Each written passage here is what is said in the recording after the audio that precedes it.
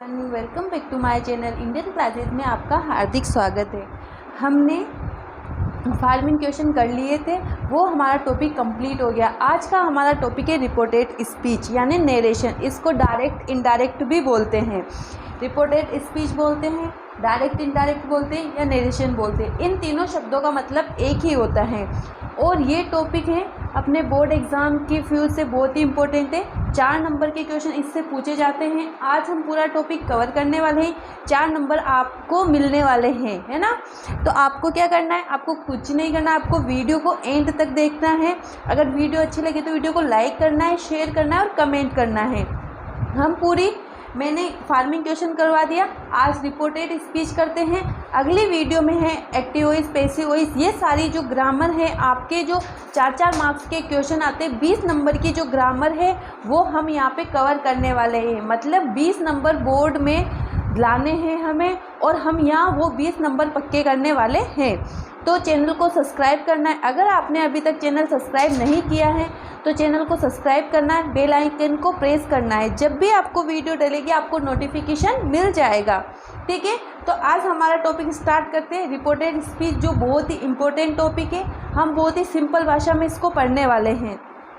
आपको ये वीडियो देखने के बाद अगर दूसरी जगह से आपको रिपोर्टेड स्पीच पढ़ने की ज़रूरत नहीं पड़ेगी या कहीं से भी आप बुक उठा के भी नहीं देखोगे तो भी आप एग्ज़ाम में ये क्वेश्चन सोल्व करके आओगे, ठीक है। अगर आपको फिर भी अगर अदर कुछ पढ़ना हो, वैसे मैं आपको 10th क्लास की पूरी ग्रामर कवर करवाने वाली हूँ, लेकिन अगर आपको कुछ अदर भी पढ़ना हो तो आप कमेंट कीजिए, मैं आपको उस टॉपिक की वीडियो बना के दूँगी, ठीक है।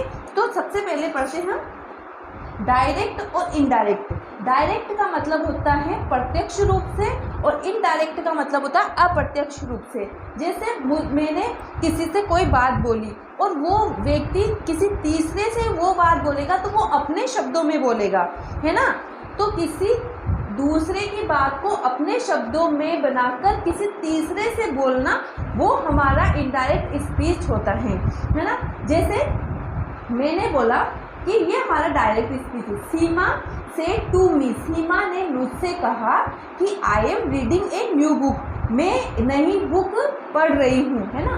सीमा ने मुझसे कहा कि मैं एक नई बुक पढ़ रही हूँ। अगर मैं तीसरे से ये बात बोलूँगी तो मैं कैसे बोलूँगी कि सीमा ने मुझसे कहा कि वो एक नई बुक पढ़ रही है, यानी यहाँ मैं की जगह वो आ गया, है ना। तो किसी की कही हुई बात को अपने शब्दों में कहना वो हमारा इनडायरेक्ट स्पीच होता है, ठीक है। समझ में आ गया इतना। तो हमें कैसे बनाना है, सबसे पहले हमें यहाँ पे मैंने लिख रखा है, अगर इसको बोलेंगे हम, ये जो इन्वर्टेड कोमा है इससे इधर वाले वर्ड जो हमारा सेंटेंस होता है उसको बोलेंगे रिपोर्टिंग वर्ब, और इन्वर्टेड कोमा के इधर जो हमारा सेंटेंस लिखा होता है उसको बोलेंगे रिपोर्टेड स्पीच। तो मैं अगले नियम में रिपोर्टिंग वर्ब और रिपोर्टेड स्पीच लिखवाने वाली हूँ। तो आपको समझ जाना चाहिए कि ये पीछे वाले सेंटेंस की बात हो रही है या आगे वाले सेंटेंस की बात हो रही है, ठीक है। तो अगर हमारे रिपोर्टिंग वर्ब में सेज टू आए तो उसको टेल में चेंज करना है, सेज टू आए तो उसको टेल्स में चेंज करना है, और सेड टू आए तो उसको टोल्ड में चेंज करना है, ठीक है। तो हमने यहाँ पे ऐसे ही किया था, Seema said to me I am reading a new book. अब I am reading a new book कि मैं एक नई बुक पढ़ रही हूँ, तो इसका अपन इनडायरेक्ट स्पीच कैसे बनाएंगे, सीमा टोल्ड मी। अब ये दैट कहाँ से आया, दोनों वाक्यों को जोड़ने के लिए यहाँ पे इन्वर्टेड कोमा लगा हुआ है, जबकि हमें इनडायरेक्ट स्पीच में इन्वर्टेड कोमा को हटाना है और उसकी जगह दैट का प्रयोग करना है। अब आई किससे चेंज होगा, सीमा से। ये बहुत ही इंपॉर्टेंट चीज़ है, मैं आपको बता देती हूँ। देखो सबसे पहले आता है आई, माय और मी। ये फर्स्ट फॉर्म होती है आई यानी मैं होता है ना। ये सेकंड फॉर्म होती है और ये थर्ड फॉर्म होती है। आपने पढ़ रखा होगा वैसे टेंस में, ये सारी चीज़ें टेंस के अंतर्गत आती है। मैं एक बार और बोल रही हूँ, अगर आपको टेंस नहीं आता हो तो आप मुझे कमेंट कीजिए, मैं आपको टेंस भी शॉर्ट में पढ़ा दूंगी, इससे अपना काम चल जाएगा, ठीक है। तो आपको कमेंट करना है। आई का क्या हो जाएगा, आई फर्स्ट फॉर्म होगी, माय मी। बी का हो जाएगा वी, अवर और एस। यू, यूअर और यू, ठीक है। इट, इट्स और it, she, her, her, he, his, him, है ना। ही किसके लिए आता है? वह के लिए आता है। वह लड़का, अगर वह लड़का हो तो ही आएगा, और अगर वह लड़की होगी तो शी आएगी। शी की सेकंड फॉर्म हर होती है, थर्ड फॉर्म भी हर होती है। और आई और वी फर्स्ट पर्सन होते हैं। यहाँ पे लिख लेना फर्स्ट पर्सन।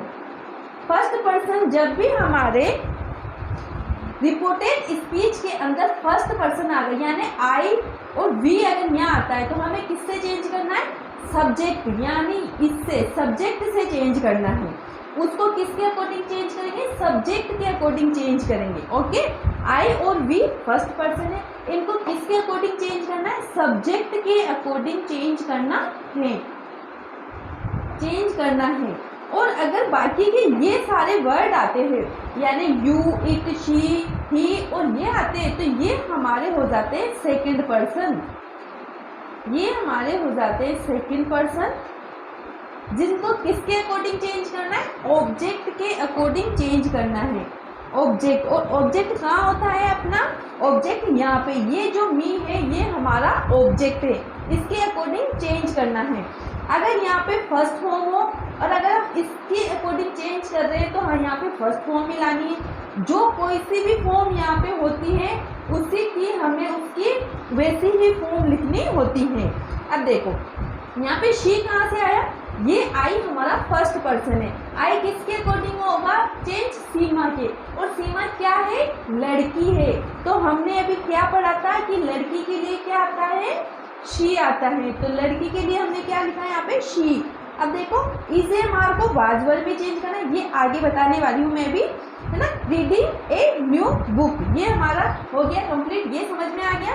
अब देखो हमें टेंस भी चेंज करना है। अगर प्रेजेंट टेंस के अकॉर्डिंग वर्ब की फर्स्ट फॉर्म आती है, तो हमें इनडायरेक्ट स्पीच में सेकेंड फॉर्म लगानी है। डू या डज आता है तो उसको डिड में चेंज करना है। इज ए मार को वोज वर्ब में चेंज करना है, यानी वोज वर्ब। शी आ गया तो वाज आ गया। अब देखो इज आएगा, एम आएगा या आर आएगा, वाज आएगा या वर आएगा, इसको कैसे चेंज करना है? इज ए मार तो क्वेश्चन में आएगा तो हमें पता चल जाएगा। और वोज वर्ब कैसे चेंज करना है? आई और वी, आई वी के साथ क्या आता है? वर आता है। और ही, शी, इट, नेम के साथ क्या आता है? वोज आता है। ठीक है, तो यहाँ पे क्या आया? शी आया, शी आया इसलिए वोज आया, है ना। ही, शी, इट, नेम के साथ क्या आता है? वाज आता है। आई, वी और यू, आई, वी और यू के साथ क्या आता है? वर आता है। और ही, शी, इट और नेम, नेम के साथ क्या आता है? वोज आता है। और अपन ने यहाँ पे शी आया, ये शी आया इसीलिए वोज लगाया, इसीलिए हमने यहाँ पे शी के साथ वोज लगाया। आ गया इतना समझ में? ठीक है, मैं बहुत ही सिंपल भाषा में समझा रही हूँ। अगर पास्ट टेंस होगा तो वर्ब की सेकंड फॉर्म को हमें हेड प्लस वर्ब की थर्ड फॉर्म में चेंज करना है।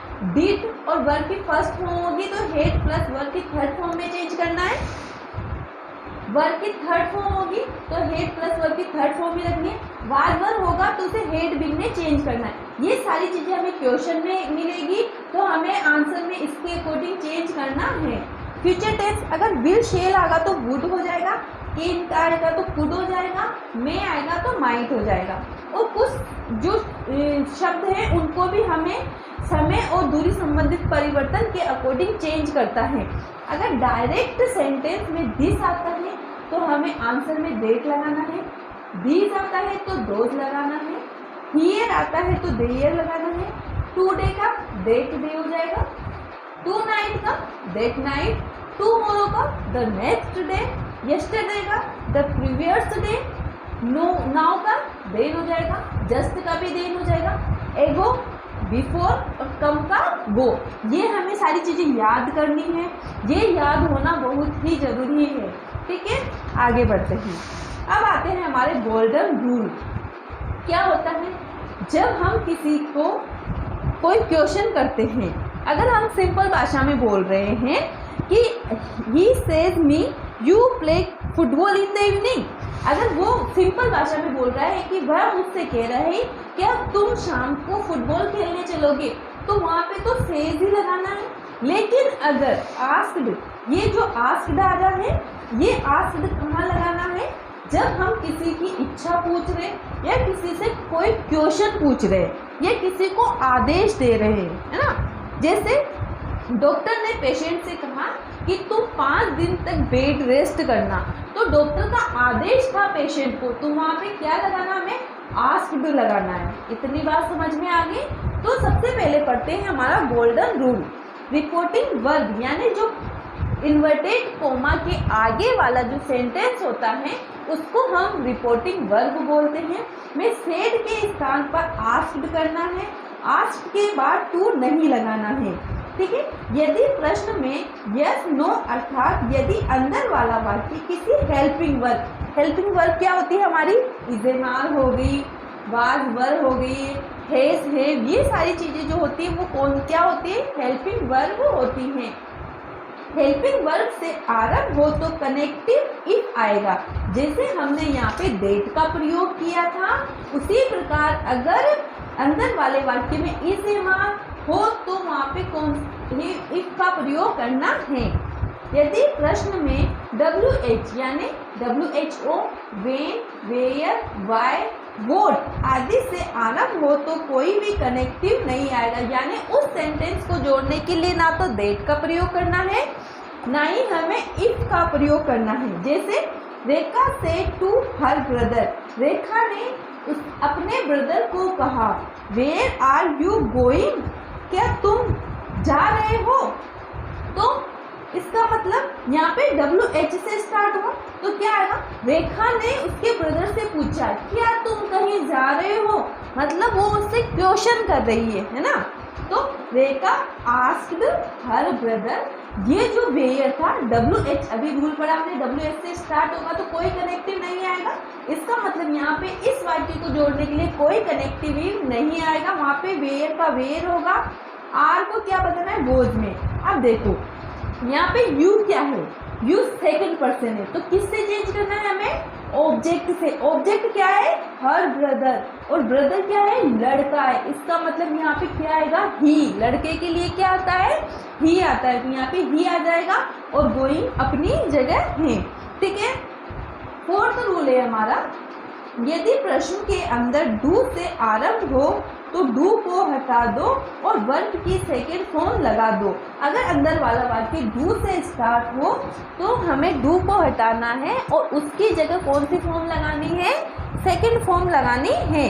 अब देखो इसका, बबली से टू हरी, बबली ने हरी से कहा do you go to school daily, क्या तुम स्कूल रोजाना जाते हो, तो क्या आ जाएगा, से टू की जगह आस्क्ड आ जाएगा, क्योंकि बबली किससे, हरी से क्वेश्चन कर रही है क्या तुम स्कूल रोजाना जाते हो, ठीक है।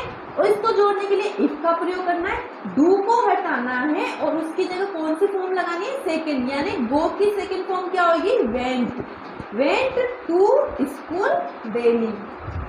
आई होप कि आपको समझ में आ रही होगी ये सारी चीजें जो मैं आपको समझाने की कोशिश कर रही हूँ। पांचवा रूल है हमारा, यदि अंदर प्रश्न डू नोट से आरंभ हो तो नोट नहीं हटेगा, किंतु जिस वाक्य के पहले डू है उसी शब्द के बाद टेंस के अनुसार डिड नॉट लगाना है, ठीक है।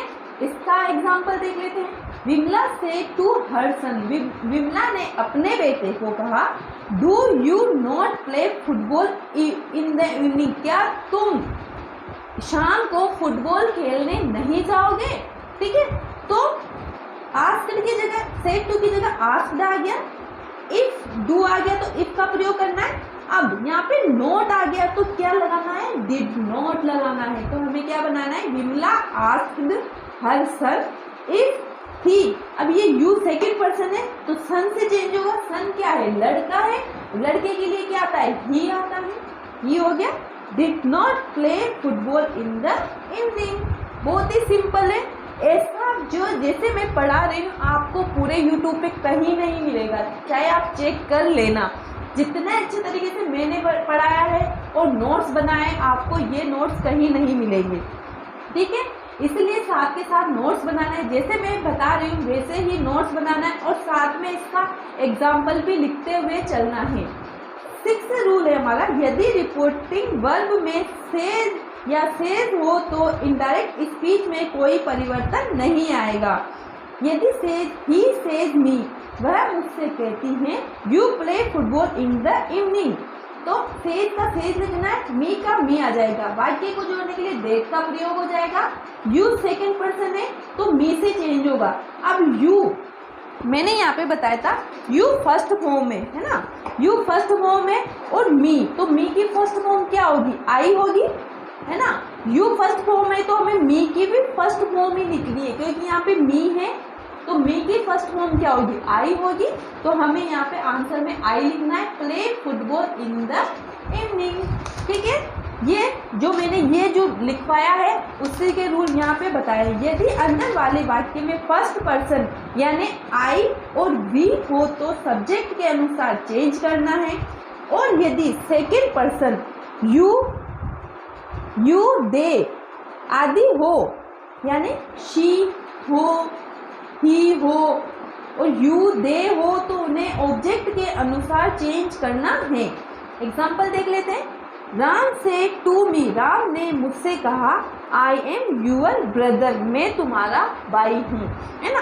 तो सेड टू की जगह क्या आ जाएगा, टोल्ड आ जाएगा, क्योंकि यहाँ पे कोई आदेश नहीं दे रहा है, वो तो सिंपल तरीके से बोल रहा है कि राम ने मुझसे कहा था कि मैं उसका भाई हूँ, है ना। तो यहाँ पे कोई आदेश नहीं दे रहा है, कोई क्वेश्चन नहीं पूछ रहा है, इसीलिए यहाँ पे टोल्ड आ गया।